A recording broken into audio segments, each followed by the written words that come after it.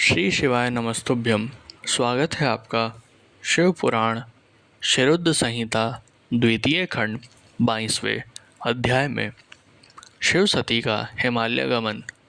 कैलाश पर्वत पर श्री शिव और दक्ष कन्या सती के विविध विहारों का विस्तार से वर्णन करने के बाद ब्रह्मा जी ने कहा, नारद, एक दिन की बात है कि देवी सती भगवान शिव को प्रेम पूर्वक प्रणाम करके दोनों हाथ जोड़कर खड़ी हो गई।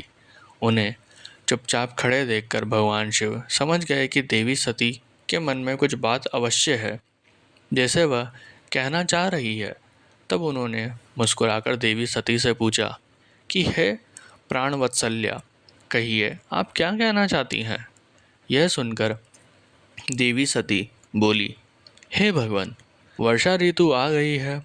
चारों ओर का वातावरण सुंदर व मनोहारी हो गया है। हे देवादिदेव, मैं चाहती हूँ कि कुछ समय हम कैलाश पर्वत से दूर पृथ्वी पर या हिमालय पर्वत पर जाकर रहें।